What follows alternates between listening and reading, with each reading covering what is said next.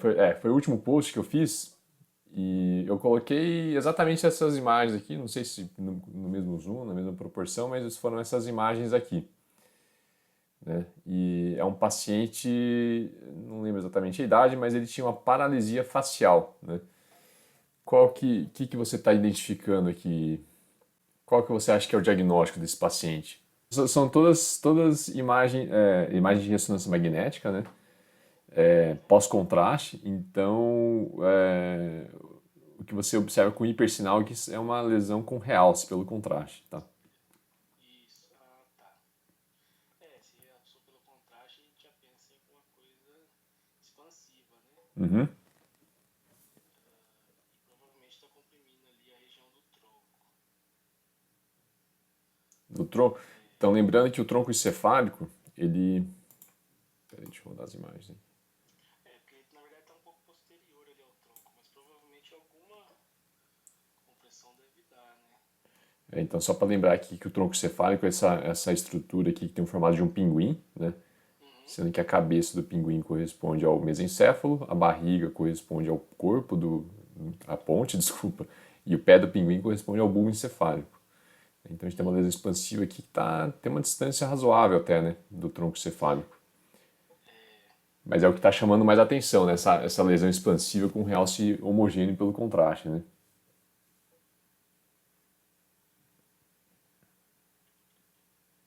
Então, realmente está longe do tronco, né? Eu achei que poderia estar tendo algum contato aqui na região posterior, aqui, tronco e tal, mas eu Tá. acho que não.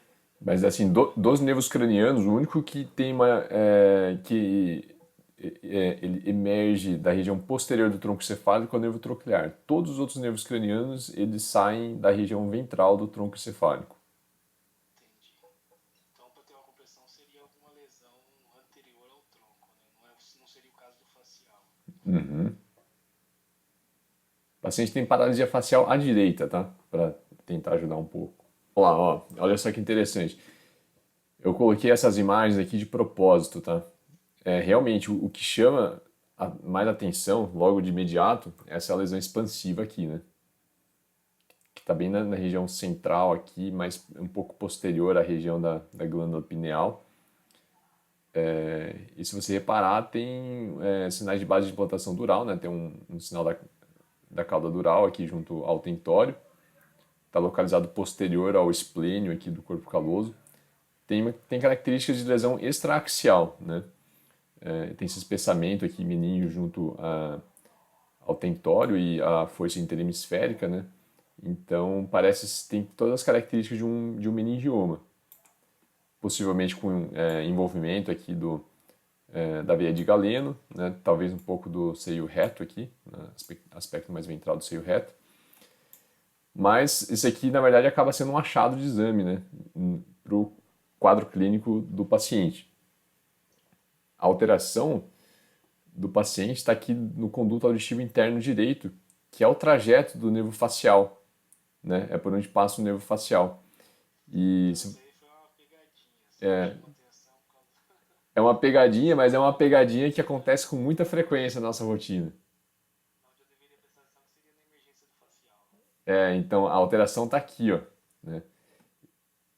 E olha só, isso aqui o pessoal chama de efeito mariposa, tá? Eu não sei se você deve ter visto já que à noite, quando fica a lâmpada acesa, né, do poste, fica um monte de mariposa voando ao redor da luz, né?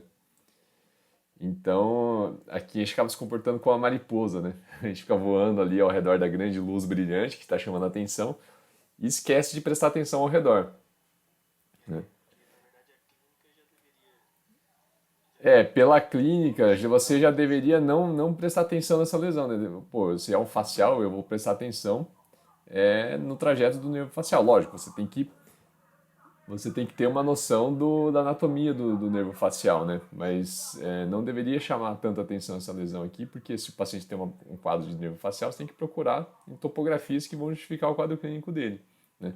Mas a imagem, o que chama atenção é isso aqui, e, inclusive parece uma lâmpada brilhando mesmo, né?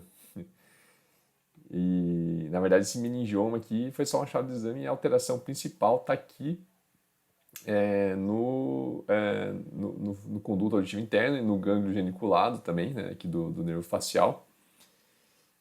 Então, assim, só para a gente aproveitar a situação aqui, vamos dar uma revisada na anatomia do nervo facial também, tá? Então, você sabe qual que é o trajeto do nervo facial? Bom, vamos lá, você consegue identificar o conduto auditivo interno no exame de imagem? Ah, nesse corte não. Peraí.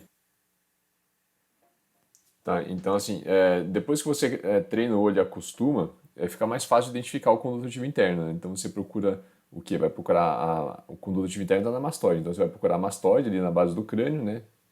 No nível ali que pega a região de fossa posterior, então você identifica a mastoide. E você consegue identificar que o conduto auditivo interno ele tem um aspecto, você consegue enxergar o trajeto dele quando você está acostumado com a anatomia. No começo é muito mais fácil você identificar na imagem ponderada em T2, né?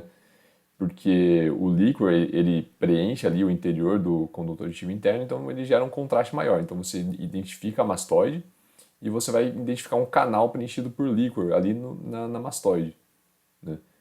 E o conduto auditivo interno ele serve para quê? Ele serve para fazer a comunicação entre a fossa posterior e as estruturas ali do sistema auditivo, né, a cóclea, e sistema vestibular, né? Então você vai ver as estruturas ali do ouvido interno, o conduto auditivo interno e que esse canal bem alongado aqui, fino, preenchido por líquor, fazendo essa comunicação entre fossa posterior então, e sistema auditivo e vestibular. Tá?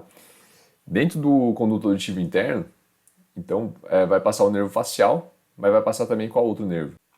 Coclear? O nervo vestíbulo coclear, né?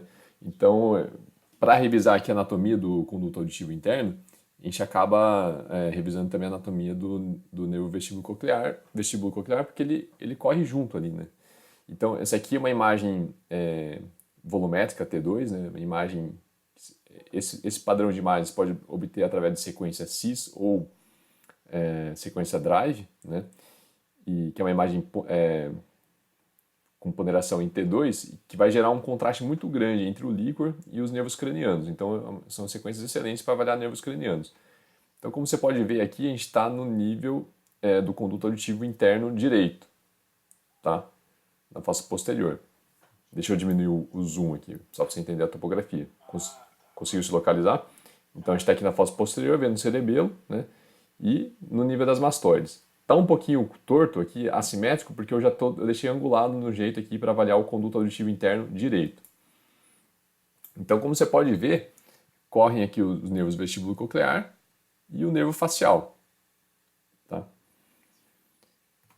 A melhor forma de a gente avaliar a relação uma das formas, né, de avaliar a relação entre os nervos cranianos no interior do conduto auditivo interno é observar o menor eixo dele.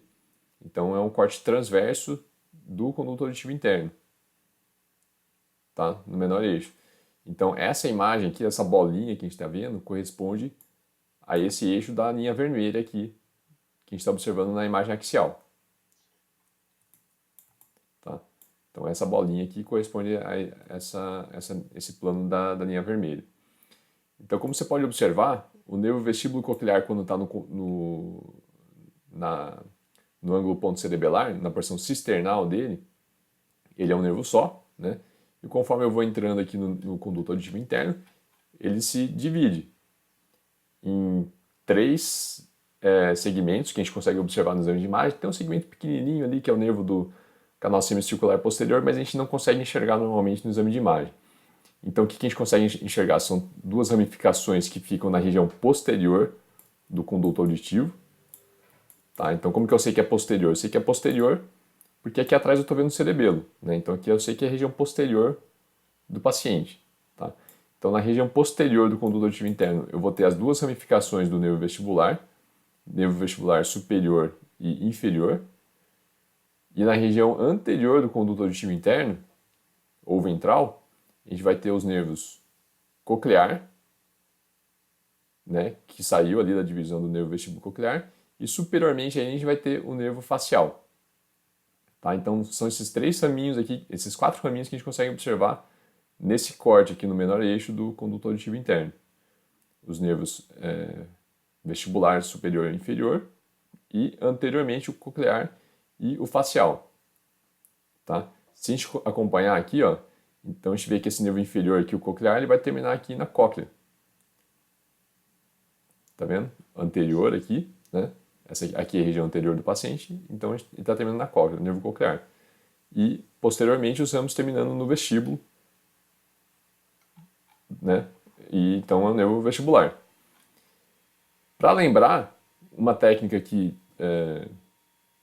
referências americanas principalmente usam é você lembrar da regrinha 7-Up, né? Tem um refrigerante americano, a gente não está acostumado aqui, mas tem um refrigerante americano que chama 7-Up, então sétimo nervo craniano facial para cima, coke down, né? Coke de coclear, então para baixo. 7-Up, coke down. Então a gente lembra daí que o facial fica na região cranial do conduto auditivo interno e o coclear fica na região inferior. Então dessa forma a gente consegue avaliar a anatomia dos nervos cranianos aqui no interior do conduto auditivo interno. Né? Esse tipo de visão do conduto auditivo interno e dos nervos cranianos no interior do mesmo é interessante para avaliar principalmente em crianças quando tem uma suspeita de hipoplasia ou agenesia do nervo coclear, né? Então, no axial pode ser um pouco mais difícil, né, de você ter certeza de qual nervo está sendo acometido ou não. Se você acompanhar até o destino final, na verdade é possível, mas dessa forma aqui você tem certeza de qual nervo que está comprometido. Né? Uma vez que você tem um parâmetro da normalidade, você consegue identificar de forma mais evidente qual nervo que está comprometido. E se você reparar aqui nesse caso, você vai ver que acompanhando essa região aqui onde o nervo está tendo realce, ele está localizado bem no fundo do conduto auditivo interno, né, essa área de realce. E se a gente der um zoom aqui, ó, pode ser um pouco difícil de ver no começo, tá? Mas, ó, essa parte mais hipointensa aqui que eu estou passando o marcador corresponde à região superior, né, do conduto auditivo interno, que é a parte óssea aqui do conduto. E essa aqui seria a parede inferior do conduto auditivo interno. Então, a área de realce está cometendo a região mais cranial do conduto auditivo. Né? Lembrando que é 7-Up. Então, o nervo facial está na região mais superior. Se a gente observar aqui também no menor eixo, ó, na imagem pós-contraste, esse aqui, ó, eu vou passar o marcador. Esse aqui é o limite do conduto auditivo interno. Então, o pontinho de realce está na região mais ventral e cranial do conduto auditivo interno, portanto, exatamente na topografia do nervo facial. Enfim, o que a gente tem aqui? A gente tem um realce, então, envolvendo o nervo facial, sugerindo um processo inflamatório do nervo facial. Tá? Que pode ter diferentes etiologias, podendo inclusive ser idiopático, né? Que seria, daí, no caso, paralisia de Bell. Né? Embora tenha uma discussão aí, tem gente que defende que paralisia de Bell seja, na verdade, pós-infeccioso, tem evidência de que seja pós-herpético, mas poderia ser um processo inflamatório idiopático ou por outra etiologia, como, por exemplo, um processo inflamatório pós-infeccioso. Né? Agora, cuidados que a gente tem que ter, tá? Na hora de avaliar o realce do nervo facial. Não é qualquer região que você pode valorizar como realce do nervo facial. Tá? E isso porque nessa sequência volumétrica tem um pós-contraste que a gente utiliza na rotina, que é o SPGR. Existem algumas porções do nervo facial que normalmente já ficam com hipersinal, mesmo sem realce pelo contraste. Então tem que tomar cuidado, principalmente na região do gânglio geniculado, que ele pode ter um hipersinal nessa sequência, então não dá para valorizar muito como realce. Agora, regiões onde tem uma boa especificidade, ou seja, se você vê um hipersinal na sequência pós-contraste, você pode valorizar como um realce verdadeiro. É o fundo do conduto auditivo interno.